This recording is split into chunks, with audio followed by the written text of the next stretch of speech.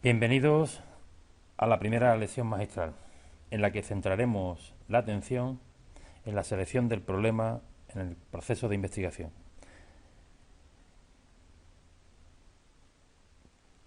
Cuando iniciamos un proceso de investigación, normalmente el investigador debe de llevar o realizar una serie de etapas en este proceso. Y para ello, en cada una de estas etapas tendrá algunas acciones o actividades que realizar. Y como consecuencia o resultado de cada una de estas etapas, en el proceso de investigación se dan una serie de, salen o se producen una serie de productos o resultados finales. La primera etapa en la que tiene que abordar el investigador es la selección del problema. Para ello, el investigador tendrá que buscar información, documentarse, fuentes bibliográficas, estudios anteriores, su experiencia, etcétera, para llegar al final a concluir en un producto concreto como es lo que conocemos como estado del arte, es decir, una revisión del estado en que se encuentra la investigación en ese área temática o aspecto concreto que está investigando el propio investigador. Es esta fase, esta etapa, en la que vamos a centrar la atención en la lección magistral de hoy. Pero de todas maneras, quisiera recordar, aunque sea solamente con carácter introductorio, las otras etapas que componen ese proceso de investigación, a fin de que tengamos una visión global sobre el mismo. Una vez determinado el estado del arte, analizada cómo es la situación, el investigador procede a planificar lo que es la investigación en sí misma, es decir, a diseñar cómo va a desarrollar la investigación. En este caso concreto, la actividad específica del investigador es elaborar el proyecto de investigación. Es decir, qué momentos, qué etapas, de qué manera se va a realizar ese proyecto de investigación. Por lo tanto, como producto nos encontramos con el proyecto en sí mismo, de tal manera que en él se especificarán todos aquellos aspectos necesarios para poder llevarlo a cabo. Siguiente paso de una perspectiva lógica es llevar a cabo esa investigación. Eso va a suponer por parte del investigador, sobre todo, el trabajo más amplio, que es el de recoger y analizar los datos. De esta etapa, los principales productos son fundamentalmente los informes parciales que se vayan dando a lo largo de esa etapa, dependiendo de la longitud o temporalidad, tiempo, duración que tenga ese proyecto de investigación. Y por último, lo fundamental. El conocimiento no se desarrolla para guardarlo en un cajón o para el conocimiento de un grupo determinado, sino que es esencial e imprescindible que se conozca, que se difunda y que todo el mundo pueda tener acceso a ese conocimiento que se ha generado en cualquier tipo de proyecto de investigación. Por lo tanto, es esencial comunicar las conclusiones de ese estudio. Y para ello, la actividad fundamental de los investigadores se centra en lo que es la redacción de los informes. Estos informes normalmente se publican a través de informes específicos, informes técnicos o publicaciones como pueden ser libros, revistas, artículos, etcétera. Bien, situados ya en lo que es la investigación con carácter general, podemos ver que una investigación se inicia con lo que puede ser un área problemática. Es decir, algún aspecto, dimensión, por la que tenemos un especial interés. Esta área problemática normalmente está relacionada con alguna teoría subyacente o relacionada directamente y también con los hechos o datos que pueda haber en darse la realidad. Bien, pues el proceso de investigación lo que se trata es, en primer lugar, de plantear un problema relacionado con esta área problemática y en el contexto de esa dimensión teórica. Para ello será preciso llevar a cabo una revisión de la literatura, en el sentido de decir, bueno, qué han avanzado otros, qué han puesto encima de la mesa otros, hasta dónde se ha llegado, qué es lo que hemos avanzado, dónde está el conocimiento ahora mismo, qué lagunas faltan por cubrir. Y sobre la base de ello podremos establecer una serie de hipótesis o conjeturas en las que relacionaremos las variables objeto de estudio o no necesariamente en cuestiones de hipótesis, sino que también se pueden plantear en términos de cuestiones de investigación. Seleccionaremos una metodología para poder llevar a cabo, para poder comprobar y para poder llevar a cabo esa investigación y en función de ello, de esa metodología, utilizaremos unas técnicas u otras de recogida de datos para acercarnos a la realidad, recoger esos datos, recoger esa información y a partir de ahí, con determinadas técnicas de análisis, proceder a lo que es el análisis de esa información. Y ello nos llevará a una descripción de esa realidad o a poder establecer generalizaciones o a poder dar explicaciones sobre esa realidad concreta y, en definitiva, a elaborar una serie de conclusiones que pueden, en gran medida, volver a modificar, mejorar, actualizar las dimensiones teóricas de las que partíamos en un principio. Bien, como veis, este es un poco el ciclo general que se puede seguir en cualquier proceso de investigación. Centrando ya la atención en lo que es el planteamiento del problema, podemos decir que la actividad fundamental, en primer lugar, es elegir un área problemática, es decir, dónde vamos a centrar nuestra atención. Por ejemplo, en el caso de nuestro máster, podríamos decir, bueno, pues queremos centrar la atención en lo que son los procesos de e-learning, o podemos centrar la atención en los procesos de lo que son el conocimiento o cómo poder abordar un análisis en profundidad de lo que son hoy las redes sociales a través de las facilidades que nos ofrecen las tecnologías de la información. Una vez elegida esa área problemática, deberíamos de identificar claramente el problema. Este es un aspecto fundamental y esencial para el proceso de investigación, de cara a que tengamos muy enfocado cuál va a ser ese proceso, en qué vamos a incidir, en qué vamos a insistir. No sé, el problema no puede ser algo muy general, no puede ser algo genérico, tiene que ser algo muy específico y muy concreto. Esa identificación del problema nos llega también a plantear que hay diferentes tipos de problemas. Pueden ser problemas más teóricos, problemas más prácticos, problemas de relaciones, problemas de resultados, de eficacia, de eficiencia, en fin, bueno, una gran cantidad de tipos de tipología de problemas. Pero tendremos que tipificar ese problema que hemos seleccionado. La identificación del problema nos supone también hacer una valoración del mismo. Es decir, no cualquier problema puede ser o debe ser objeto de investigación. Tiene que cumplir algunos requisitos esenciales. Y a partir de, una vez valorado ese problema, después entraremos un poco en qué características debe de cumplir, y ya estaremos en situación de poder formular el problema en términos de cuestiones o de relaciones. A la hora de identificar un problema, normalmente las fuentes de problemas pueden ser desde la propia experiencia del investigador, sus vivencias, su historia, en definitiva, lo que es todo su bagaje. Otra fuente de problema pueden ser el campo teórico, es decir, una teoría que se viene desarrollando, que está en proceso de evolución y de desarrollo, o investigaciones previas que por cualquier motivo nos haya llamado la atención o hayamos visto que hay posibilidades de continuar en esa línea o de hacer una replicación de esas investigaciones en otros contextos, en otras situaciones. En definitiva, podemos ver que las fuentes de problemas pueden ser la experiencia de cada investigador, las distintas teorías que subyacen o que hay en el contexto y, por otra parte, alguna investigación previa que se haya podido realizar. Esas son fundamentalmente y de una manera básica las diferentes fuentes de problemas. Pero ¿cómo podemos valorar un problema? Bien, pues para valorar un problema tenemos que tener en cuenta que cumpla con estas características fundamentales y en ese sentido, a la hora de elegir un problema, deberíamos de fundamentar cada una de ellas o justificar cada una de ellas. La primera pregunta es si ese problema es real, es decir, es algo que se da realmente, es algo que está en la realidad, o es algo más bien inventado o anecdótico que no tiene sentido ninguno. Por otra parte, si es factible, es decir, podemos abordar ese problema y es de relevancia, es relevante, es realmente importante, podemos darle respuesta, es decir, es resoluble, y en qué medida nos va a aportar nuevos conocimientos. ¿Va a suponer el dar respuesta a ese problema o abordar ese problema desde el enfoque en que se está pensando realmente va a aportar algo nuevo o es ya algo conocido? Y, por supuesto, en gran medida, cualquier tipo de investigación se mide no solamente por la capacidad que haya tenido para dar respuesta a algunos problemas, a algunos interrogantes, o comprobar o contrastar algunas hipótesis, sino que una investigación de calidad se mide también en la medida en que haya sido capaz de abrir nuevos problemas, de abrir nuevos interrogantes. Generalmente una investigación empieza intentando dar respuesta a 2 o 3 problemas, o uno, pero si es una buena investigación, finaliza abriendo 5, 6 o 10 interrogantes más.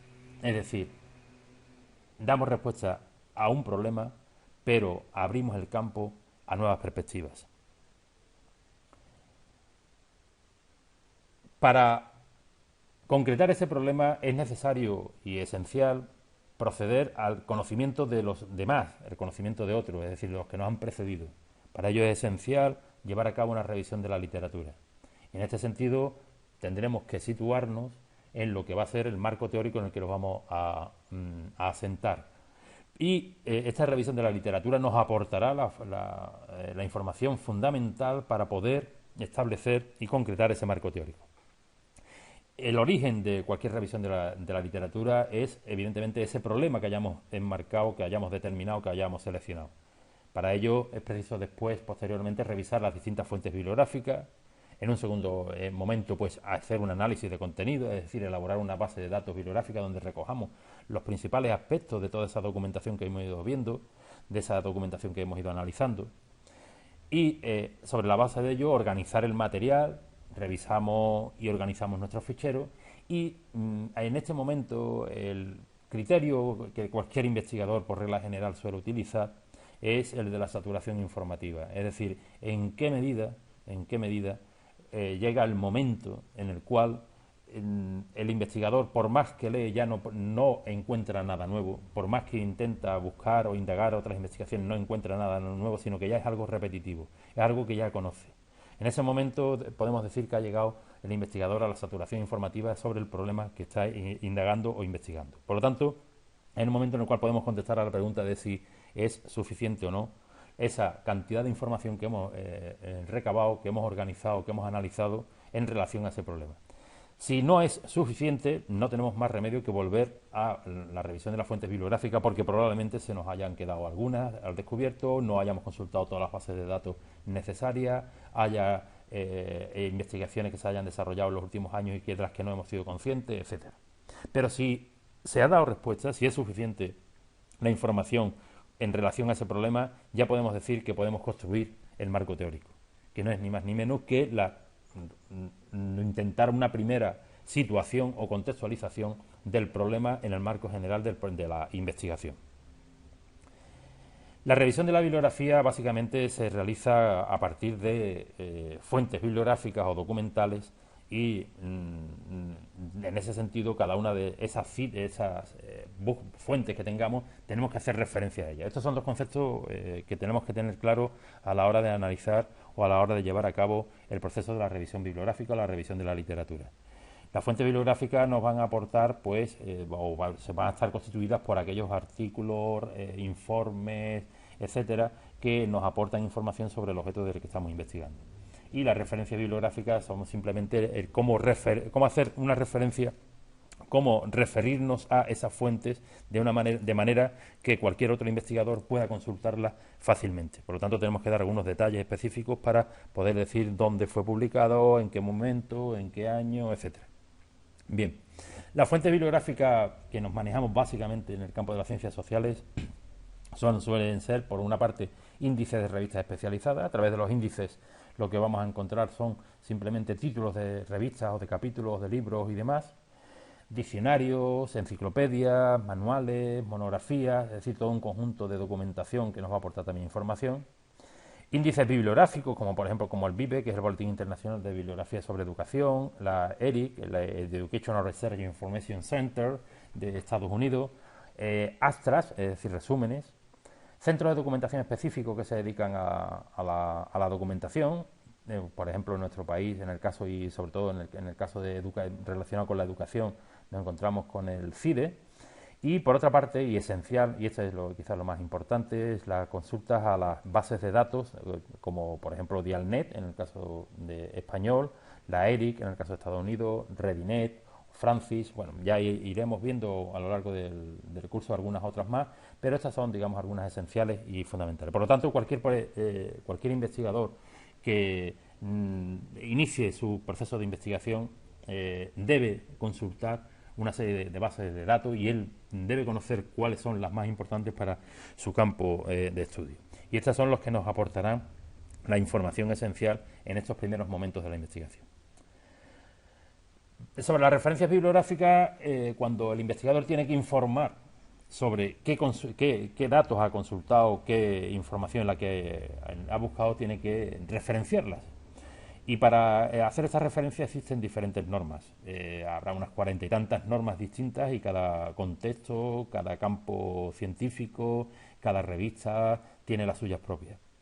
Las más usuales Son estas tres que señalamos aquí, que es la norma, la APA, que es la de la American Psychological Association, y por otra parte la norma Chicago o la norma ISE. La diferencia entre unas y otras son de matices. Cuando se hace una referencia se puede poner los autores y después el año, o el año al final de la referencia, el título puede estar en cursiva o no, etcétera. Y dependiendo del tipo de documento que se vaya a referenciar, pues tendrá unas estructuras u otras. ¿Sí? No es lo mismo referenciar un libro que un capítulo de libro, o un artículo de revista, o cualquier otro documento, como puede ser un documento digital, una página web, etcétera.